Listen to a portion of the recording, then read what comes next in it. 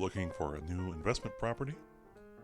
This apartment complex in Framingham, Washington has just hit the market for the first time in over 32 years. It could be exactly what you're looking for. The complex contains 48 units in 3 stories, 1 and 2 bedroom apartments between 600 and 900 square feet. The majority of the current tenants are university students, as the complex is situated within walking distance of the nearby State University. However, the complex is also within walking distance of Framingham's vibrant and restored downtown commercial district. We believe this is a fantastic opportunity for a savvy investor. With only modest renovations, rent could easily be raised 2 or even 3 times what the current owners are charging by attracting downtown's more professional clientele. The apartment complex features a large, well-maintained parking lot and a centrally located laundry facility. Nearby amenities include several popular restaurants, a YMCA, and a local food co-op. Older tenants might appreciate the next-door church and its various senior outreach communities. All units have electric heating. There is no air conditioning, but with the mild climate of Framingham, this is not an issue.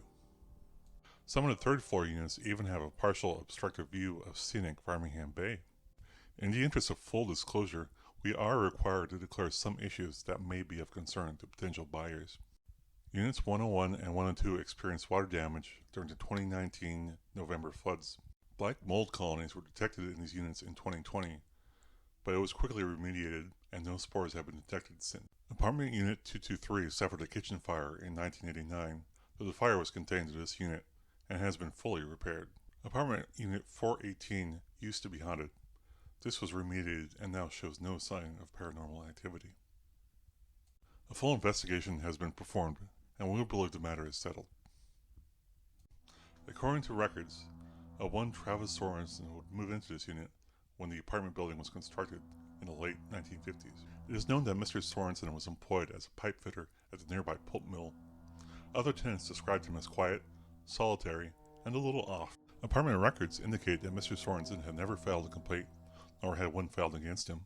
He always paid his rent on time. By all means, he was a model tenant. This was until a month in 1998, when Mr. Sorensen failed to pay on the first of the month.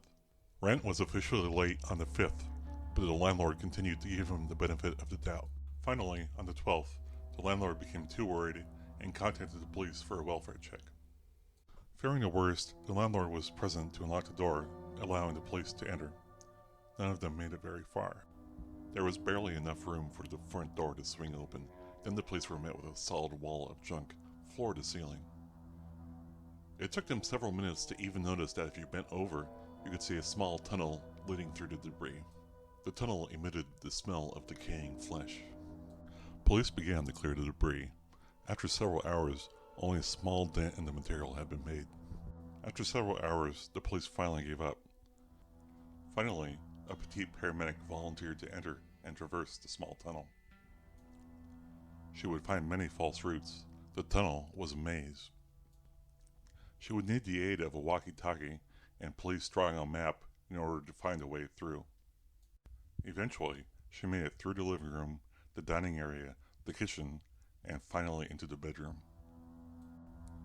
There, she found a small alcove built into the debris and the highly decayed remains of Mr. Sorensen. There was not enough room to conduct a proper investigation. The paramedic was recalled from the apartment. The entire process, from entry to egress, took over 6 hours. The police department would contact a private business that specialized in crime scene cleanup. This process itself would take just less than 2 weeks. The following is testimony from one of those laborers, his name withheld upon request. Yeah, we dealt with houses sort of like this before, but we weren't really calling them hoarders yet, and that would be a thing that would come a couple of years later. There was even a reality show about them. Yeah, some people think they have this psychological inability to let things go. I think most of them are just messed up lazy slobs who never take out the trash. Most of these places are just all trash. Old garbage, rotting food, piles of dirty cat litter, worst stuff you can imagine. They're infested with vermin. They're just really awful places. This place though, a few hours in, and it was obvious this place was different. It was all clean stuff. I mean, things that didn't rot or fall apart, and it was all organized meticulously, even if it was piled deep. So, for example, like 2 or 3 feet in, right in front of the door, we find this heavy iron plate. I think it was out of a metal press or some damn thing. Maybe 2 feet by 2 feet, probably 400 pounds. If you had x ray vision like Superman, and you could see through all the junk, you'd have seen this big metal plate from the doorway, like a giant metal shield. There were books, there were pieces of furniture, there were these random 2x4s, except I don't think they were random, I think they were load bearing. We didn't keep accurate records, but by the second day I started sketching things out on my breaks, best as I could remember it. In the living room, and again you couldn't even see these things until you got there and you could uncover them, but there were these 2 heavy metal pipes. I guess he got them from that job of his at the mill. They were set up at like 45-degree angles towards the door. There were some kind of support beams. Now, I don't mean they were load-bearing beams for all that junk. I mean, I think they were barricading the door. That's just one example. I think all that stuff was set up there with that one core concept in mind. I don't think this guy was worried about keeping all of his favorite stuff in. I think he was worried about keeping something out. End of testimony. When investigators finally reached Mr. Sorensen's body, they could not determine the cause of death. They found no evidence of foul play. The coroner's office did notice that various parts of Mr. Sorensen's remains had been moved from their natural position. However, this was ruled as the action of vermin. After it was fully cleared and inspected, the apartment would be rented out again. The landlord would have a hard time keeping Unit 418 rented. Tenants would keep breaking their leases. This in itself was not uncommon, as college students often ran out of money and would have to move. Indeed, it was several years before the landlord even realized that 418 in particular had this issue.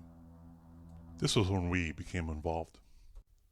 Follow-up interviews with former tenants of 418 revealed that they had terrified nightmares of home invaders, and sleep paralysis hallucinations of dark figures over their beds. A few even reported daytime hallucinations. After our investigation and remediation, such paranormal activity ceased, and apartment 418 is as clean as any other. Of course, there are still a few unanswered questions. Like, why would the ghost of Travis Sorensen, who appeared to have been terrified of home invasions, cause the fears of home invasions? And what left the claw marks in the doorframe? And why is it that this apartment is located directly above a certain shaft, located in the long-closed coal mine beneath Farmingham Hill, another property in our collection? Is it a coincidence? At any rate, the sellers cannot be held financially liable for further paranormal activity. Consider adding this new property to your rental assets. The sky is the limit. If you'd like to know more details about this complex, or other properties in our collection, press the like and subscribe button. One of our agents will call your phone momentarily. Read below for the details on how to order our catalogs. Goodbye.